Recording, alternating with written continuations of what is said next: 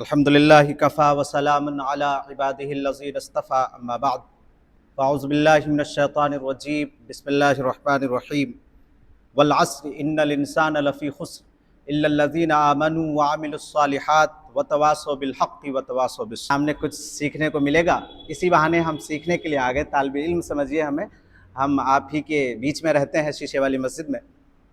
ہمارا بھی قرآن کریم سے تھوڑا بہت رشتہ ہے، قرآن کریم کی تفسیر کرتے ہیں جمعہ کو۔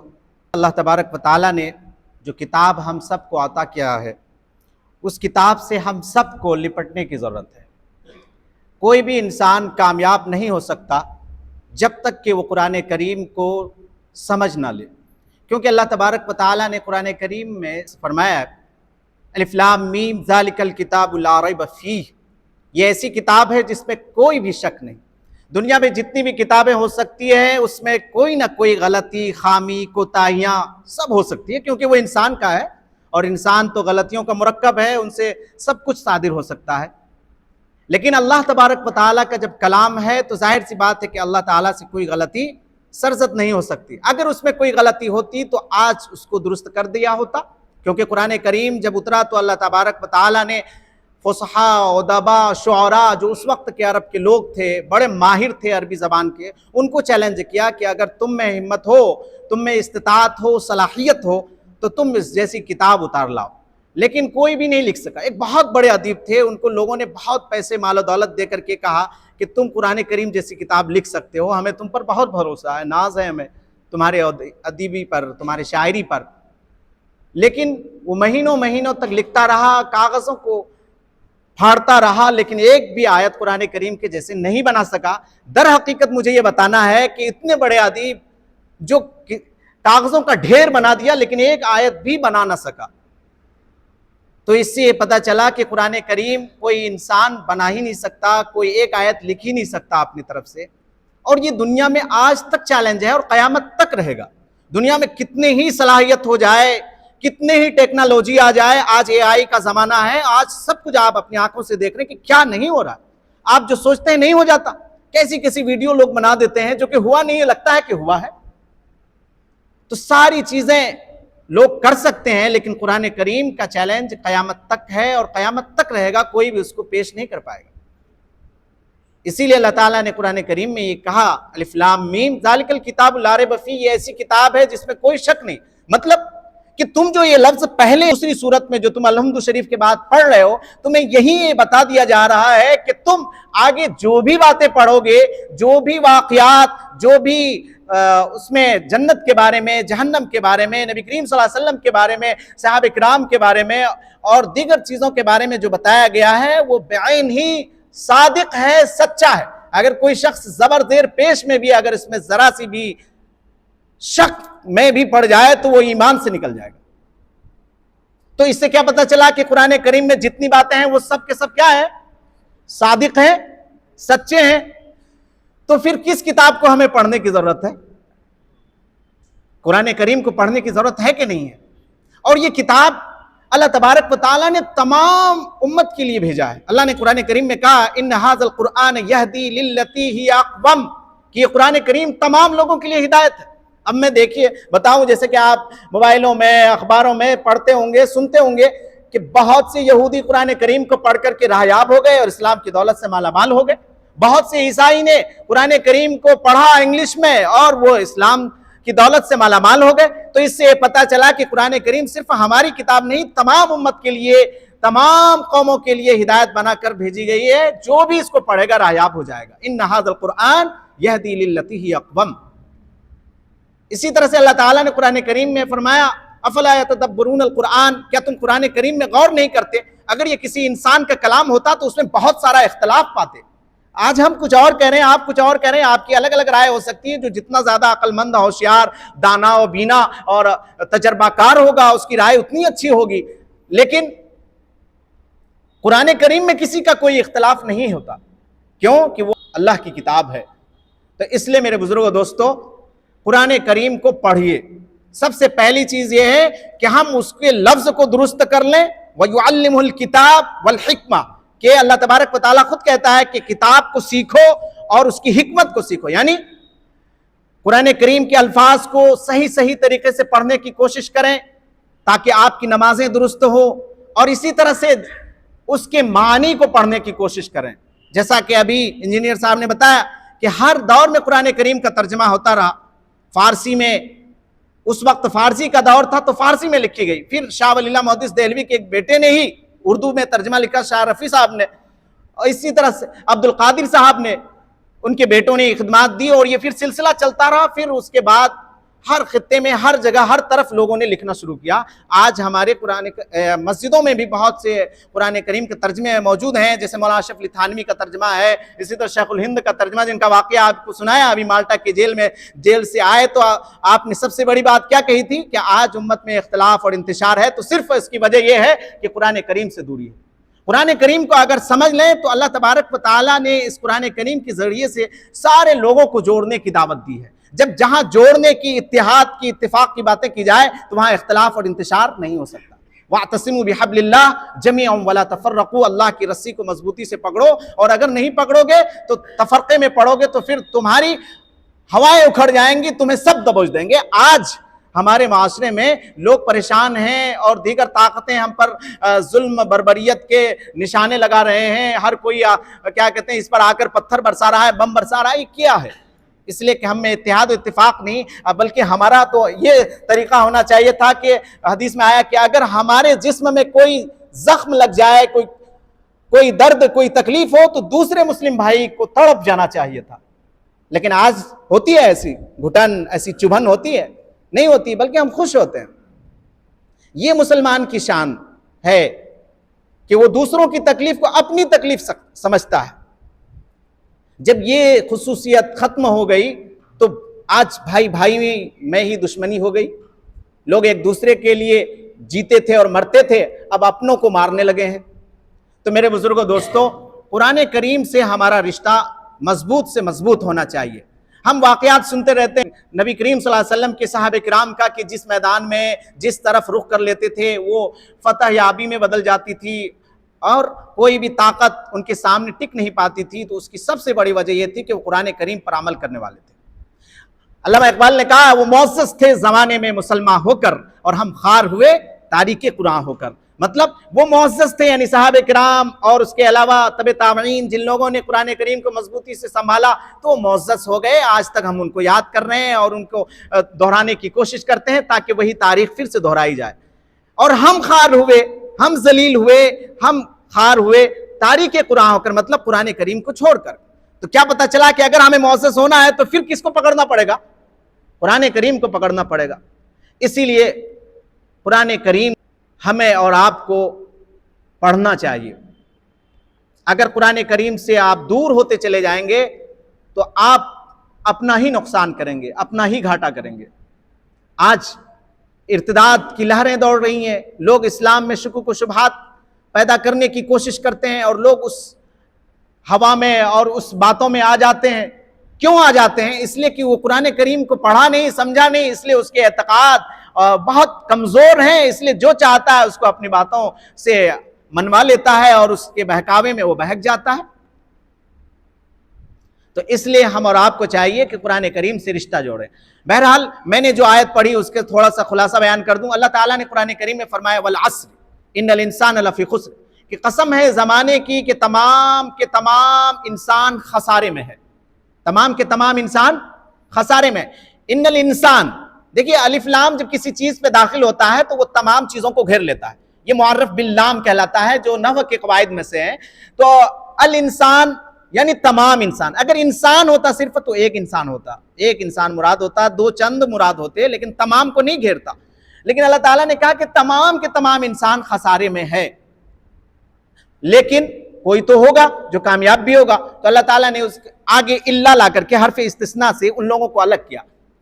ان الانسان لفی خسر کے بعد کیا ہے؟ الا الذین آمنوا، مگر وہ لوگ جو ایمان لائے، مگر وہ لوگ جو ایمان لائے، یعنی یہ پوری دنیا ہے، سب کے سب خسارے میں ہے، لیکن جو لوگ ایمان لے آئے تو اب ان کو الگ کیا جا رہا ہے۔ ان الانسان لفی خسر، کہ تمام کے تمام انسان خسارے میں، الا الذین آمنوا، مگر وہ لوگ جو ایمان لائے۔ اب ہم اور آپ دیکھیں تو ہمارے پاس ایمان ہے، چلیے کچھ تو ہمارا بھلا ہو رہا ہے، کہ ہم اس کیٹیگری سے نکل آئے، خسارے سے نکل آئے. الا الذین آمنوا، پھر اس کے بعد دوسری بات جو آپ اللہ تبارک و تعالیٰ کہتا ہے وعملوا الصالحات، اور کیا کریں؟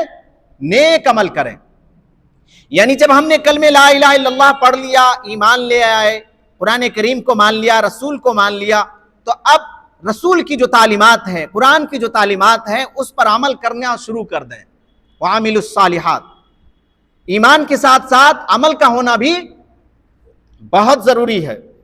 جو لوگ صرف مسلمان ہونے کا دعویٰ کرتے ہیں اور عمل کچھ بھی نہیں رکھتے تو وہ خسارے میں ہے، لیکن کم درجے کا خسارے میں، کیونکہ حدیث میں آتا ہے لا الہ الا اللہ تفلح، جو شخص بھی لا الہ الا اللہ کہے گا کامیاب ہو جائے گا، اور اگر جہنم میں بھی گیا تو کچھ دنوں کے بعد سزا ملنے کے بعد اسے پھر لا الہ الا اللہ کی بدولت ایمان کی وجہ سے پھر اسے جنت میں جگہ دے دی جائے گی. لیکن آپ ذرا سوچئے کہ وہ جہنم اتنی خطرناک ہے کہ اس میں ایک لمحہ بھی رہ جا سکتا ہے کیا؟ ایک لمحہ بھی گزار دے گا کوئی کیا؟ کوئی نہیں رہ سکتا. ان جہنم کانت مرصادا، جہنم کھات کی جگہ ہے، للطاغین مآبا، سرکشوں کا ٹھکانہ ہے، لابسین فیہا احقابا، اس میں مدتوں دراز رہنا ہے. ابھی کوئی پتہ نہیں کتنے دن رہنا، وہ تو اللہ فیصلہ کرے گا. لابسین فیہا احقابا کا مطلب ہوتا ہے ایک مدت گزرے گی، پھر دوسری مدت شروع ہو جائے گی، پھر تیسری مدت، لا نہایا، جس کی انتہا ہی نہیں، منتہا ہے. لابسین فیہا احقابا، پھر اس کے بعد کیا ہے؟ لا یذوقون فیہا بردا ولا شرابا، جس میں نہ ٹھنڈک ہوگی نہ کسی طرح کے مشروب ہوگا. کھانے کو کیا دیا جائے گا؟ زقوم کا درخت. اور پینے کو کیا دیا جائے گا؟ کیا دیا جائے گا بھائی؟ پیپ اور کھولتا ہوا گرم پانی. الا حمیما وغساقا، مگر کھولتا ہوا گرم پانی. اور جزاء وفاقا، یہ پورا بدلہ ملے گا. جس طرح سے اللہ تعالیٰ کی نافرمانی یہاں پورے طریقے سے کی ہے، اللہ کو ناراض کیا ہے، اسی طرح اللہ تعالیٰ بھی پورے طور پر اس کو سزا دے گا. جزاء وفاقا، یعنی پورا بدلہ دیا جائے گا. لیکن جو لوگ ایمان لے آئے اور عمل کیا تو اللہ تعالیٰ نے اس کے لیے بھی کہا کہ ان المتقین مفازا، کہ متقیوں کے لیے بڑی کامیابی ہے. ان المتقین مفازا حدائق و آنابا، باغات ہیں، انگور ہیں، وکواعب اترابا، اور جو بتا رہے ہیں آپ لوگ سنتے رہتے ہیں، حوریں ہیں جس کی بڑی ضرورت ہے آپ لوگوں کو. وکاسن دہاقا، اور لبالب بھرے ہوئے جام شراب ہیں. لا يسمعون فیہا لغوا ولا کذابا، جس میں نہ کوئی بیہودہ باتیں ہوں گی، نہ کسی طرح کی قذف بیانی ہوگی، نہ کسی طرح کا کوئی حسد ہوگا، جلن ہوگا. لیکن یہ اسی وقت ہوگا جب ایمان کے ساتھ ساتھ عمل بھی ہو. لیکن اگر عمل ہی نہ ہو تو کہاں سے وہ درجے ملیں گے؟ اور سورہ رحمان میں پورا اللہ تبارک و تعالیٰ نے بھی قرآن کریم میں کھول کر کے کیٹیگریاں بتائی کہ کیا کیا انعام ان لوگوں کو ملیں گے. تو اس لیے میرے بھائیوں، اللہ تبارک و تعالیٰ کے جو ارشادات ہیں وہ پورا سچا اور صحیح اور صادق ہے. ہم اور آپ کو چاہیے کہ اس جیسا ایمان ہمارا ہونا چاہیے. اللہ تعالیٰ نے جب یہ کہا ہے کہ جو چیز جس طرح سے میں نے کہی ہے بالکل بعین ہی میں ایسا ہی عطا کروں گا، تو اس میں کوئی شک ہے کیا؟ اب میں ایک مثال دے دیتا ہوں. جیسے کہ اللہ کے نبی پاک صلی اللہ علیہ وسلم نے فرمایا کہ جو شخص سورہ اخلاص 3 بار پڑھے گا اس کو قرآن کریم پڑھنے کا ثواب ملے گا، ایک قرآن کریم پڑھنے کا ثواب ملے گا. اس بات پہ ہم کو یقین ہے، خوب جانتے ہیں ہم لوگ، ہے نا. لیکن ایک طرف یہ بھی فرمایا آپ صلی اللہ علیہ وسلم کہ جو شخص ایک وقت کی نماز چھوڑتا ہے گویا کہ اس نے اپنے اہل و عیال کو، مال و اولاد کو، ساری دنیا کو تباہ و برباد کر دیا. تو کیا اس پر یقین نہیں ہے؟ ایک طرف وعدے پر تو بڑا یقین ہے اس کو، لیکن جب وعیدیں سنا دی جاتی ہیں تو اس پر اس کو کوئی یقین نہیں ہے. کیسا مسلمان ہے یہ؟ ہر چیز پر ویسا ہی یقین ہونا چاہیے نا. جس چیز کو ہم لینا چاہتے ہیں اور جس چیز سے ہمیں روکا گیا تو اس چیز سے تو اسی درجے کا رکنا بھی ہونا چاہیے. تو اس لیے میرے بھائیوں، دین نام ہے قرآن اور حدیث کے ماننے کا، اپنی نفسانی خواہشات کے طریقے پر نہیں چلنے کا. بہرحال الا الذین آمنوا وعملوا الصالحات، مگر وہ لوگ جو ایمان لائے اور نیک عمل کیے. وتواصوا بالحق وتواصوا بالصبر، اور حق بات کی تلقین کرتے رہے. یعنی جس کام کو کرنا چاہیے، جس کام کو نبی پاک صلی اللہ علیہ وسلم نے کیا، جس کام کو صحابہ کرام نے کیا، حق کی باتیں دوسروں کو پہنچائی، دوسروں کو جہنم سے بچانے کی کوششیں کی، دوسرے کے گھر کو بنانے کی کوشش کی، جو رشتہ توڑتا تھا اس کو جوڑنے کی کوششیں کی. ایسے کام جب کریں گے، حق بات دوسروں تک پہنچائیں گے، وتواصوا بالصبر، اور صبر پر مداومت اختیار کریں گے، صبر پر ڈٹے رہیں گے. آزمائشیں آئیں گی، اس پر صبر کرتے رہیں گے، تب جا کر کے اللہ تبارک و تعالیٰ نے کہا کہ یہ کامیاب انسان ہے نا. یہ 4 خوبیاں جس میں آ جائیں وہ کامیاب انسان ہے. ہمارے پاس صرف ایمان ہے، اس کے علاوہ 3 چیزیں دیکھیے تو بالکل زیرو ہیں اس میں، اور وہ بھی ایمان معلوم ہے کہ نہیں ہے وہ تو اللہ ہی جانتا ہے، کیونکہ اصل مرحلہ تو انسان کا اس وقت آتا ہے جب وہ اس دنیا سے جاتا ہے، اور شیطان پوری طاقت لگا دیتا ہے کہ یہ انسان جس کی وجہ سے مجھے جنت سے نکالا گیا ہے، جب اس دنیا سے جائے تو ایمان کے ساتھ نہ جائے بلکہ کفر کے ساتھ جائے، پوری طاقت لگا دیتا ہے۔ آپ کو پتا ہے حضرت شیخ زکریا رحمۃ اللہ علیہ کا پورا واقعہ لکھا ہوا ہے، اور بہت سے بزرگوں کا واقعہ لکھا ہوا ہے کہ اس وقت کیا حالت ہوتی ہے انسان کی، اور شیطان کتنی طاقت لگاتا ہے کہ کسی طرح سے وہ ایمان کے ساتھ اس دنیا سے نہ جائے۔ ایک اچھا سا چھوٹا سا عمل بتا دیتا ہوں، اس کو کیجئے گا ضرور، کہ ہر نماز کے بعد، ہر فرض نماز کے بعد آیت الکرسی ضرور پڑھا کیجئے، ہر فرض نماز کے بعد آیت الکرسی پڑھا کیجئے، تاکہ موت کا جو مرحلہ ہے وہ آسان ہو اور ایمان کے ساتھ اس دنیا سے جائیں۔ یہ ہماری بہت بڑی کامیابی ہوگی اگر ہم ایمان کے ساتھ اس دنیا سے جائیں گے، اور اگر ایمان کے ساتھ نہیں گئے تو پھر تو وہاں تو ہم کافروں کی ہی لسٹ میں چلے جائیں گے۔ دنیا میں گرچہ حاجی صاحب، نمازی صاحب اور پتہ نہیں کیا کیا صاحب، القاب سے ملقب کرنے میں بڑا مزہ آتا ہے لوگوں کو، آج کل حاجی نہ کہا جائے تو لوگ ناراض ہو جاتے ہیں، عالم صاحب کا مولانا حضرت وغیرہ نہ لگایا جائے تو ناراض ہو جاتے ہیں۔ یہ سب کچھ کام نہیں آنے والا ہے، اصل میں یہ کام آنے والا ہے ایمان ہم اس دنیا سے لے کر جائیں، عمل ساتھ میں لے کے جائیں تو کامیاب ہوں گے۔ اس لیے ہم اور آپ کوشش کریں کہ قرآن کریم کو سمجھنے کی، قرآن کریم کو انشاءاللہ سب سمجھیں گے۔ بھئی یہاں جتنے نوجوان ہیں، خاص طور سے نوجوان طبقہ جو کہ اس وقت موبائلوں کے آڑے میں آ کر کے بہک رہے ہیں اور ادھر ادھر کی باتیں سن کر کے اسلام پر شکوک و شبہات میں پڑھ رہے ہیں، ان کو سب سے زیادہ چاہیے کہ اس کے گھر میں جو کتاب رکھی ہوئی ہے الماری میں بند، اس کتاب کو کھول کر کے پڑھے، تاکہ اسے پتا چلے کہ اللہ تعالیٰ نے کیا کہا ہے۔ تو انشاءاللہ اب الماری میں قرآن کریم بند نہیں رہے گا، انشاءاللہ کوشش کریں گے کہ ہر شخص قرآن کریم کو پڑھنے کی کوشش کرے۔ آپ وقت بنائیے اس کو، مغرب بعد یا فجر بعد سورہ یاسین پڑھیے، اور تلاوت کرنے کے بعد اس کے ترجمے کو سوچئے، کیا کیا اللہ تعالیٰ نے سورہ یاسین میں ہی کہا ہے۔ جب ایک آدمی جب سمجھنے کی حیثیت سے قرآن کریم کو پڑھتا ہے نا تو اس کے دل و دماغ کھل جاتے ہیں۔ بڑا لمبا واقعہ ہے، بس اشارہ میں کرتا ہوں۔ حضرت عمر فاروق رضی اللہ تعالیٰ عنہ بڑے زور شور کے ساتھ تلوار لے کر نکلے تھے اور نبی کریم صلی اللہ علیہ وسلم کو ختم ہی کر دینا چاہتا تھا، ایسا لگتا تھا کہ آج ہی دین ختم ہو جائے گا، لیکن قرآن کریم کا اثر دیکھیے کہ قرآن کریم پر نظر پڑی تو دل پر جا کر کے نبی کریم صلی اللہ علیہ وسلم کے قدم مبارک پر گر گئے۔ یہ ہے قرآن کریم کا اثر، کہ ابھی اسلام کی دولت سے مالا مال بھی نہیں ہوئے لیکن قرآن کریم نے ایسا اثر دکھا دیا حضرت عمر فاروق رضی اللہ تعالیٰ عنہ پر۔ تو اس لیے میرے بھائیوں، اگر آپ نصیحت کے کانوں سے قرآن کریم کو پڑھیں گے تو بہت کچھ حاصل ہوگا۔ جب جب قرآن کریم کوئی پڑھتا ہے ہر وقت نئے نئی حکمتیں، نئے نئے راز کھلتے ہیں۔ آپ پڑھ کے دیکھیے ذرا، جب سمجھنے کی کوشش کریں گے، ایک چیز کو ابھی سمجھا، پھر بعد میں جب پڑھ رہے ہیں تو یہاں سے دوسری بات نکل رہی ہے، پھر تیسری بات نکل رہی، پھر چوتھی بات رہی، گویا کہ وہ تو سمندر ہے، گویا کہ وہ کیا ہے، سمندر ہے۔ جو شخص اس میں غوطہ لگائے گا موتیاں اور ہیرے اور جواہرات نکالے گا۔ اس لیے قرآن کریم کو پڑھنے کی کوشش کیجیے۔ پڑھیں گے نا سب؟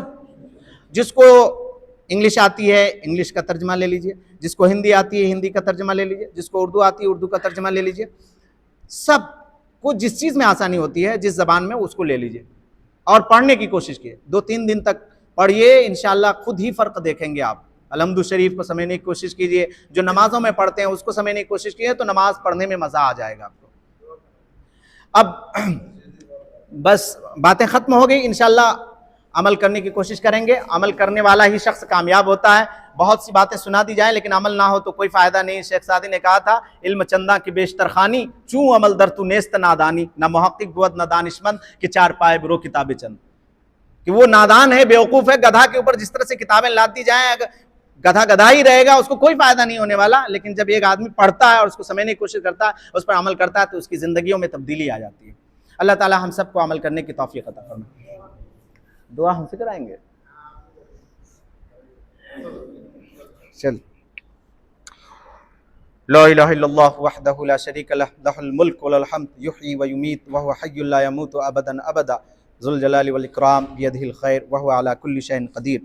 ربنا ظلمنا انفسنا ان لم تغفر لنا وترحمنا لنکونن من الخاسرین، لا الہ الا انت سبحانک انی کنت من الظالمین۔ ربنا آتنا فی الدنیا حسنۃ وفی الآخرۃ حسنۃ وقنا عذاب النار۔ اللہم اغفر لی للمؤمنین والمؤمنات اللهم اغفر لي للمؤمنين والمؤمنات اللهم اغفر لي للمؤمنين والمؤمنات یا ارحم الراحمین یا اکرم الاکرمین یا غفور رحیم آقا، یہاں پر تیرا ذکر خیر ہو رہا ہے یا اللہ، یقیناً یہ تیری مجلس ہے اور آپ ایسی مجلسوں کو بے حد پسند کرتے ہیں۔ یا اللہ اس مجلس کے طفیل ہم سب کے گناہوں کو معاف فرما دیجئے، یا اللہ ہم سب کی بخشش کر دیجئے، ہمارے بیٹھنے کو قبول فرما لیجئے، یہاں پر جو باتیں کہی گئی ہیں یا اللہ اس پر عمل کرنے کی توفیق عطا فرما دیجئے، قرآن کریم کو پڑھنے کی توفیق عطا فرما دیجئے، قرآن کریم کو سمجھنا آسان فرما دیجئے، قرآن کریم سے محبت پیدا فرما دیجئے، یا اللہ قرآن کریم سے عشق عطا فرما دیجئے۔ یقیناً یہ تیرا کلام ہے جس سے ہم بہت دور ہو گئے ہیں مولا، یا اللہ ہم آج سے یہ عہد کرتے ہیں کہ یا اللہ اس قرآن کریم کو کبھی نہیں چھوڑیں گے، ہمیشہ پڑھیں گے۔ یا اللہ ہمارے لیے پڑھنا آسان فرما، سمجھنا آسان فرما۔ یا اللہ جو لوگ اس دنیا سے جا چکے ہیں ان کی مغفرت فرما، جو لوگ مقروض ہیں ان کے قرض کی ادائیگی کا انتظام فرما، جو لوگ دینی لائن کے اعتبار سے محنتیں کوششیں کر رہے ہیں یا اللہ ان میں خوب کامیابی عطا فرما، دن دونی رات چوگنی ترقی عطا فرما، اسلام کو سربلندی عطا فرما۔ یا اللہ جہاں لوگ ظلم کر رہے ہیں ایسے ظالموں سے لوگوں کی حفاظت فرما۔ یا اللہ ہمارے مساجد کی، مدارس کی، خانقاہوں کی حفاظت فرما، اور جو ہمارے عمر دراز لوگ، علماء کرام اور ہمارے بزرگان دین جو لوگ ہیں یا اللہ ان کا سایہ تادیر قائم فرما، ان کی عمر میں برکت عطا فرما۔ یا اللہ تو محض اپنے فضل و کرم سے ان دعاؤں کو قبول فرما۔ صلی اللہ تعالی علی خیر خلقہ محمد وعلی آلہ وصحبہ اجمعین برحمتک یا ارحم الراحمین۔